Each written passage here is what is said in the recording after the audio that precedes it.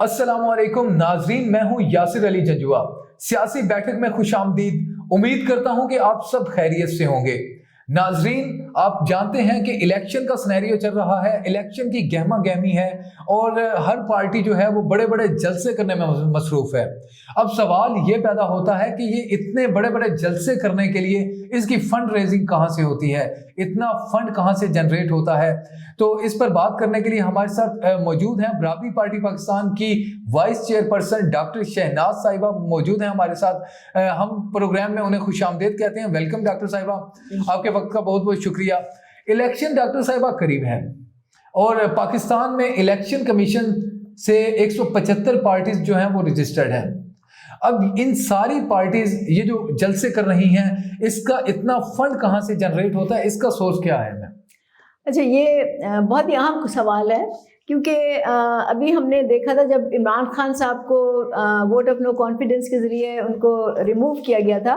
اس کے بعد سے تقریباً 1 سال کے عرصے میں انہوں نے کوئی 100 کے قریب جلسے، ریلیاں، دھرنے، مارچز وہ کیے۔ اور آپ کو معلوم ہے کہ being a leader of political party I نو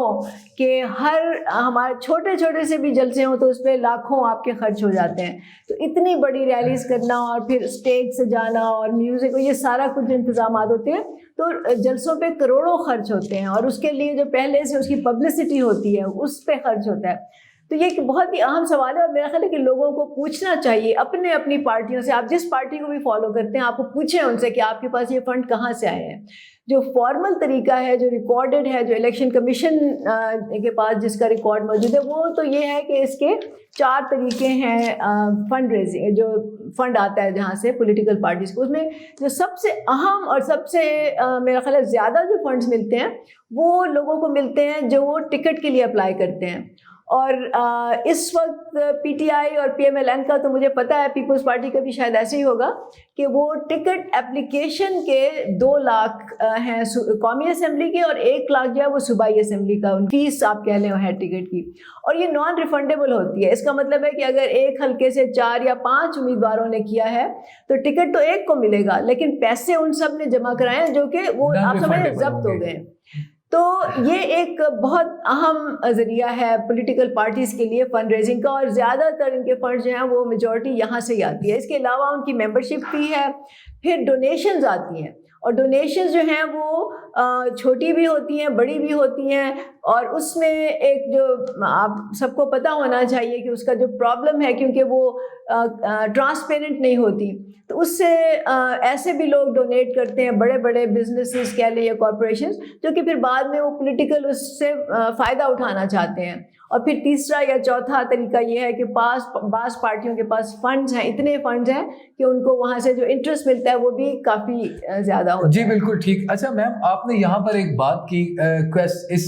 سوال کے اندر آپ نے کہا کہ لوگ پوچھیں کہ یہ فنڈ کہاں سے جنریٹ ہوتا ہے، لیکن یہ تو ہمارا آرٹیکل 17 جو ہے وہ بھی کہتا ہے کہ یہ احتساب دیں کہ جو ڈونرز ہیں، کنٹریبیوٹرز ہیں، ان کی شناخت کو ظاہر کیا جائے، بتایا جائے کہ یہ کہاں سے جنریٹ ہوا۔ تو پارٹیز جو ہیں وہ ان کے نام نہیں ظاہر کرتی، کیوں؟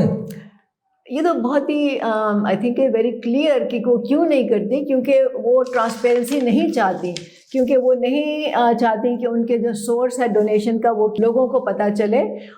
کیونکہ اس میں پھر آپ کو بالکل نظر آ جائے گا کہ ان کا پولیٹیکل انٹرسٹ کیا ہے۔ اس کے علاوہ بات یہ ہے کہ جو آپ کے الیکشن کمیشن نے جو مطلب الیکشن کیمپین کے دوران جو خرچ کرنے کی جو اماؤنٹ کا تعین کیا گیا ہے، اس میں بھی بہت سے جو لوگ ہیں وہ آ کے ڈونیٹ کرتے ہیں، ان کائنڈ کرتے ہیں، مطلب وہ امیدوار کے لیے کچھ کام کرتے ہیں یا کچھ اس کے لیے کیمپین چلاتے ہیں یا کوئی اور کسی طریقے سے کیمپین کو وہ فائدہ پہنچاتے ہیں۔ اور جو امیدوار ہوتا ہے وہ یہ کہہ کے کہ یہ نامعلوم ڈونیشن آئی تھی تو اس کو ہم جو ہے وہ ہمیں نہیں پتہ، اور یہ میری مرضی کے خلاف یا میری مرضی کے بغیر انہوں نے یہ فنڈ وہ کر دیا، تو وہ اس سے بری الذمہ ہو جاتے ہیں۔ تو یہ اس طرح کے بہت سے طریقے ہیں جس سے کہ فنڈز آتے ہیں پارٹیوں کے پاس لیکن وہ ڈسکلوز نہیں ہوتے، اور اس کو یہ بیرون ملک سے بھی آتے ہیں یہ سارے فنڈ جو ہیں؟ ایکچولی بیرون ملک کا ایشو تو یہ ہے کہ پہلے تو شاید تھوڑے بہت آتے ہوں گے، لیکن پی ٹی آئی نے جب سے یہ پالیٹکس میں آئی ہے اور انہوں نے فنڈ ریزنگ شروع کی ہے، تو یہ جو بیرون ملک فنڈنگ ہے وہاں سے میرے خیال ہے پی ٹی آئی نے ایک ٹرینڈ شروع کیا ہے۔ اس کے علاوہ میں ایک بات کہوں گی کہ پی ٹی آئی نے ایک اور جو ٹرینڈ شروع کیا ہے جو کہ شاید ٹھیک ہے، وہ یہ ہے کہ جو پولیٹیکل پارٹیز کو فنڈز آتے ہیں اگر تو وہ مطلب پبلک سے آئیں، براڈ بیسڈ ہو ان کا، مطلب بہت سے لوگ ہوں جو تھوڑے تھوڑے فنڈ دیں، تو اس سے یہ پتہ چلتا ہے کہ عام لوگ جو ہیں وہ اس پارٹی کو سپورٹ کرتے ہیں۔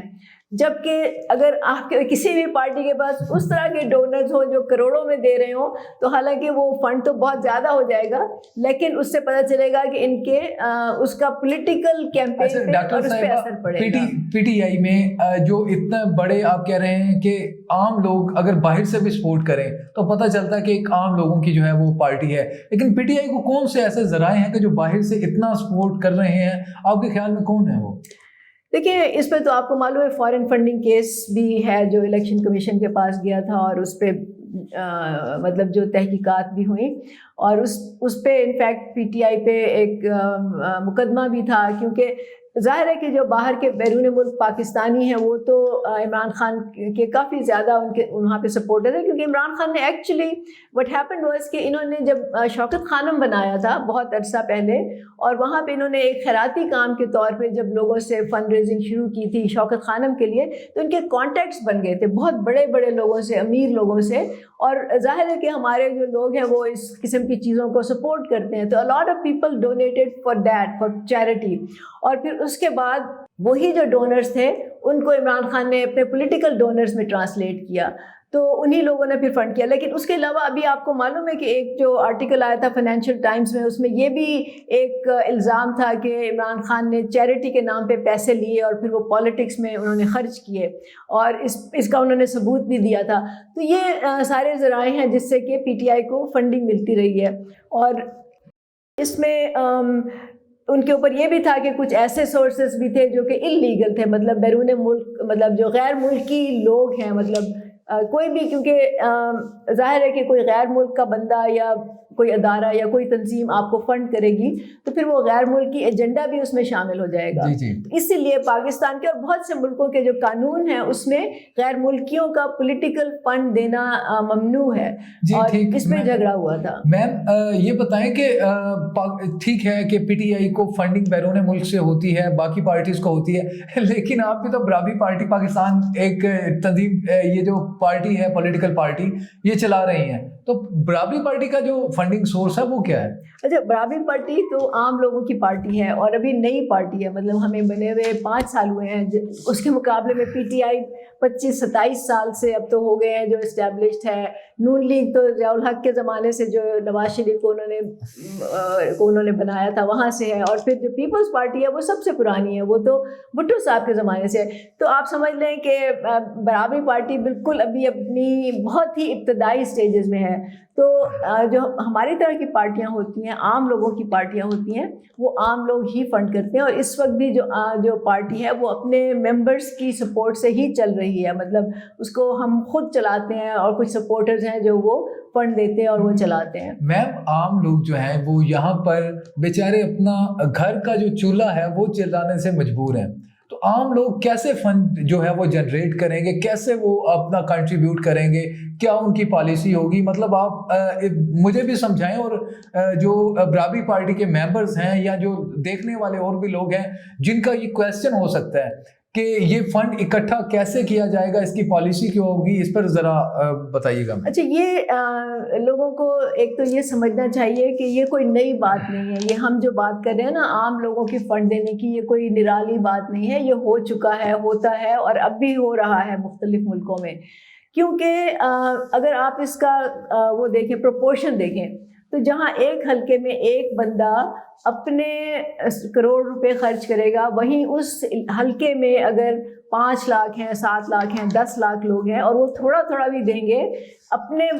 طبقے کے کینڈیڈیٹ کو سپورٹ کرنے کے لیے، تو وہ اس سے کہیں زیادہ جنریٹ کر سکتے ہیں. اور یہ بات تو مطلب یو ایس میں بھی ثابت ہو چکی ہے کہ جب برنی سینڈرز نے لوگوں کو اپیل کیا تھا اور اس نے کہا تھا کہ میں جو بڑے بڑے بلینئرز ہیں میں ان سے فنڈ نہیں لوں گا، تو اس نے عام لوگوں سے ہی فنڈ جنریٹ کیے تھے اور انہوں نے $3 $5 اس طرح کر کے دیے تھے. تو یہ ایسا نہیں ہے کہ ہم یہ سمجھتے ہیں کہ عام لوگ جو ہیں وہ اپنا پیٹ کاٹ کے دیں گے، لیکن میرا خیال ہے $100 $500 $1000 جو مڈل کلاس کے، لوور مڈل کلاس کے، مڈل کلاس کے لوگ ہیں وہ افورڈ کر سکتے ہیں. لیکن اس کے لیے جو سب سے ضروری بات ہے نا یاسر، جو لوگوں کو سمجھنی چاہیے، لوگ فنڈ تب دیتے ہیں جب وہ نمبر 1 ان کو ٹرسٹ ہوتا ہے. بیکاز اس ملک میں بہت زیادہ پولیٹیکل آپ سمجھ لیں کہ گھپلے ہو چکے ہیں، لوگوں کو ٹرسٹ نہیں ہے، لوگوں کو دھوکہ دیا جاتا ہے. تو پہلا تو یہ ہوتا ہے کہ لوگوں کو ٹرسٹ ہو، اور دوسری بات یہ ہوتی ہے کہ ان کو یہ لگے کہ ہاں یہ لوگ جو کہہ رہے ہیں وہ کر بھی لیں گے، مطلب آپ کا جو منشور ہے وہ پریکٹیکل ہو. اور اس کے لیے ہمیں لوگوں کو کنونس کرنا پڑتا ہے، ہمیں بتانا پڑتا ہے. تو اٹس اے پروسیس، یہ ایک دم سے نہیں ہوتا. اس کے لیے ایک عمل ہے جو کہ چلے گا، کافی عرصہ چلے گا اور نئے لوگ آئیں گے اور یہ پارٹی انشاءاللہ بڑی ہوگی اور لوگ فنڈ بھی دیں گے، ہمیں پورا یقین ہے اس بات. جی ٹھیک میم. اچھا، پارٹی ٹکٹ جو ہے وہ آپ نے پہلے جیسا کہ بات کی ہے کہ اپلائی کرنے کی بھی ایک فیس ہے جو کہ نان ریفنڈیبل ہے. تو میں آپ کو بتاتا چلوں ناظرین کہ جو پی ایم ایل این ہے اس نے جو نیشنل اسمبلی کا حلقہ ہے اس کے لیے ٹکٹ اپلائی کرنے کی فیس جو ہے وہ 2 لاکھ رکھی ہے، اور پروونشل اسمبلی میں اس کی 1 لاکھ ہے جو کہ نان ریفنڈیبل ہے. جو کہ ٹکٹ اپلائی کرے گا اسے ٹکٹ ملتا ہے یا نہیں ملتا، یہ تو ایک الگ بحث ہے. لیکن یہ فیس انہوں نے چارج کرنی ہے جو کہ ان کے پارٹی فنڈ میں جائے گی. اسی طرح جو ہے وہ پی ٹی آئی کی ہے، وہ بھی انہوں نے بھی لاکھوں بلکہ کروڑوں روپیہ پچھلی جو الیکشن تھا اس میں اکٹھا کیا. تو پی ٹی آئی نے 2018 کے الیکشن میں جو میرے پاس یہاں پر لکھے ہیں 478 ملین جو ہے وہ اپلیکیشن فیس کے نام پر اکٹھا کیا تھا. اسی طرح جو پی ایم ایل این ہے اس نے 2013 کے الیکشن میں 596 ملین 596 ملین جو ہے وہ اکٹھا کیا، جو کہ پی ٹی آئی کے مقابلے میں 129 ملین جو ہے وہ زیادہ تھا. تو یہاں پر ایک کویسچن اٹھتا ہے کہ ایسے حالات میں ایک ایسے ملک کے اندر جہاں پر فنڈ لیے جاتے ہوں گے لاکھوں روپے کے حساب سے، اور بیچارے لوگ جو ہیں ان کے پاس اپنی روٹی چلانے کے لیے، اپنا چولہا جلانے کے لیے کچھ پیسے موجود نہ ہوں، تو ایک الیکشن ایک عام بندہ جو ہے، ایک عام نوجوان جو ہے، وہ پڑھا لکھا شہری جو ہے، سفید پوش جسے ہم کہتے ہیں، اگر وہ الیکشن لڑنا چاہتا ہے ایسے حالات میں تو وہ کیا کرے گا بیچارہ؟ اس کے لیے کیا پالیسی ہوگی برابری پارٹی کے پاس؟ کہ ایسی کیا ان کے لیے حکمت عملی ہے؟ آپ کیا سمجھتی ہیں کہ ایسے نوجوانوں کو کیا کرنا چاہیے؟ اچھا، اس کا جو سمپل آنسر ہے وہ تو یہی ہے جو میں نے پہلے کہا تھا کہ جو ہماری طرح کی پارٹیاں ہوتی ہیں یا جو ہمارے امیدوار ہوں گے، جو عام لوگ ہوں گے، ان کو اپنے علاقے میں تنظیمیں بنانی پڑیں گی، ان کو ایجوکیٹ کرنا پڑے گا، لوگوں کو پولیٹیکلی ان کو شعور دلانا پڑے گا، ان کو کنونس کرنا پڑے گا، اور پھر وہی لوگ جو ہیں اپنے اپنے امیدواروں کو فنڈ کریں گے، ان کو کیمپین جو ہے وہ اس کو سپورٹ کریں گے. لیکن ایک بات جو امپورٹنٹ ہے نا، جو کہ لوگوں کو سمجھنی چاہیے، جس سے وہ گھبرا جاتے ہیں اور میرا خیال ہے گھبرانا نہیں چاہیے، وہ یہ ہے کہ جب ایک دفعہ لوگ فیصلہ کر لیتے ہیں نا کہ انہوں نے امیروں کو، کبیروں کو، جاگیرداروں، سرمایہ داروں، مافیا کو ووٹ نہیں دینا، تو پھر پیسہ اہم نہیں ہوتا. اس کے بعد پیسہ لگتا ضرور ہے لیکن کروڑوں روپے نہیں چاہیے ہوتے. آپ خود امیجن کرو نا، اگر اس حلقے کے لوگ جو ہیں، جو کہ 99% عام لوگ ہیں، اگر وہ عام لوگ یہ فیصلہ کر لیں کہ وہ اپنے طبقے کے ایک عام انسان کو جو برابری کے ایجنڈے پہ، برابری کے نظریے پہ الیکشن لڑ رہا ہے، وہ اس کو ووٹ دیں گے اور اس کے مقابلے میں جو جاگیردار، سرمایہ دار جو کھڑا ہوا ہے اس کو نہیں دیں گے، تو آپ کے سامنے راستے کھل ہی جاتے ہیں. مطلب آپ کو پھر پیسے کی تو بہت کم ضرورت ہوگی نا. تو سب سے جو امپورٹنٹ چیز ہے وہ یہ کہ لوگوں کی ذہن سازی کرنا، لوگوں کو سمجھانا کہ یہ ہو سکتا ہے، بالکل ممکن ہے، کیونکہ لوگ اس سے حوصلہ ہار جاتے ہیں اور اس سے جو ہے وہ گھبرا جاتے ہیں. تو میرا خیال ہے گھبرانا نہیں چاہیے، لوگوں کو آنا چاہیے، ایک دفعہ نہیں، دوسری دفعہ نہیں، انشاءاللہ یہ ایک پروسیس چلے گا اور برابری پارٹی کے ممبرز الیکٹ ہوں گے اور اسمبلیوں میں جائیں گے اور اپنے لیے اس قلم سے جو ہمارا نشان ہے اس سے قانون سازی کریں گے. جی ڈاکٹر صاحبہ، آپ کے وقت کا بہت بہت شکریہ. नाजरीन, ये थी डॉक्टर शहनाज साहिबा जिन्होंने फंड रेजिंग के बारे में एक तफसीली गुफ्तगू जो है वो हमारे साथ की है। आप मज़ीद इसी तरह की जो इंफॉर्मेटिव वीडियोस हैं, मज़ीद हम एक सीरीज़ प्रॉपर हमने शुरू कर ली है ये सियासी बैठक के नाम से। मज़ीद देखने के लिए आप हमारे साथ जुड़े रहिएगा। अवाम को होश के नाखून लेना होंगे। अगर अवाम ने अब भी ख्याल ना किया तो फिर पछताते रहेंगे। अवाम को अपने लिए स्ट्रगल करना होगी, अपने लिए अपने आम तबके के नुमाइंदों को असेंबली में भेजना होगा ताकि वो उनके लिए कानून साजी कर सकें। अगले प्रोग्राम तक अपने मेज़बान यासिर अली जंजुआ को इजाज़त दीजिए। अल्लाह हाफिज़।